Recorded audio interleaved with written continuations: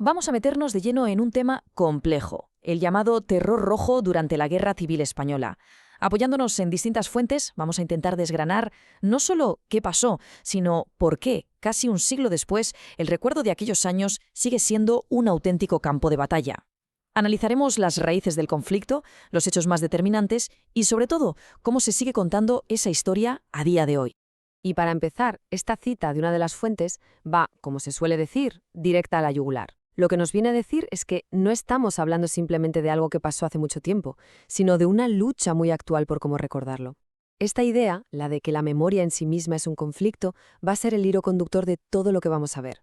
Entonces, claro, la pregunta es, ¿cómo se llegó a ese extremo? Bueno, pues las fuentes que manejamos insisten en una cosa: la guerra no surgió de la nada. Para entender la violencia de 1936 es imprescindible echar la vista atrás y fijarse en las grietas que ya se estaban abriendo en la sociedad durante la Segunda República. Fijaos, esta estalada se ve muy clara en esta cronología. Los documentos marcan el año 31, con la quema de conventos, como un pistoletazo de salida muy violento. Luego, la Revolución de Asturias, del 34, se presenta casi como un ensayo general de lo que estaba por venir. Y todo culmina en los meses previos a la guerra, con cientos y cientos de iglesias atacadas. Era una tensión que iba a más y a más, sin parar. Y esta frase tan famosa, citada en las fuentes, es como la foto fija de esa fractura. Para los autores que analizamos, estas palabras de hazaña simbolizan el intento de crear un nuevo Estado, uno que le daba la espalda por completo a la identidad católica que había definido España durante siglos. Y aquí está el quid de la cuestión. El choque religioso dejó de ser algo social para convertirse en un problema de Estado. Y entonces, en julio del 36, todo salta por los aires. El golpe de Estado fracasa en parte del país, y la respuesta del gobierno republicano, según estas fuentes, lo cambia todo para siempre. Toma la decisión de entregar armas a las milicias de los partidos y sindicatos. Argumentan que esta decisión no solo dejó al Estado indefenso, sino que, de facto, abrió las puertas a un proceso revolucionario que ya nadie podía controlar. En medio de esa revolución aparece un concepto nuevo y aterrador: la checa. Las fuentes las describen como una especie de poder paralelo. No eran cárceles oficiales, sino centros de detención controlados por partidos y milicias donde imponían su propia ley. Se convirtieron, según estos relatos, en el principal instrumento de terror en la retaguardia republicana. Pero, ojo, lo verdaderamente interesante aquí es cómo se justificaba toda esta violencia. La cita de Andreu Nin, que era un líder revolucionario importante, lo deja clarísimo. No se presentaba como un caos sin sentido, no, se vendía como una solución. La destrucción de iglesias y la persecución de religiosos se enmarcaba en un proyecto político, en una transformación revolucionaria total. Y ese terror revolucionario tuvo su episodio más oscuro, al menos, según las fuentes que hemos visto, en Paracuellos del Jarama. Para situarnos, hay que imaginarse la escena. Estamos en noviembre de 1936. Las tropas de Franco están a las puertas de Madrid y el gobierno de la República ha huido a Valencia, dejando la capital en manos de una junta de defensa. La escala de lo que ocurrió allí es tremenda. Los investigadores que citan estos documentos han conseguido identificar con nombre y apellidos a 4.500 víctimas. De hecho, las fuentes lo describen como la mayor matanza organizada de toda la guerra, en cualquiera de los dos bandos. Y dentro de esa cifra, ya de por sí escalofriante, hay un detalle que las fuentes subrayan por su crudeza.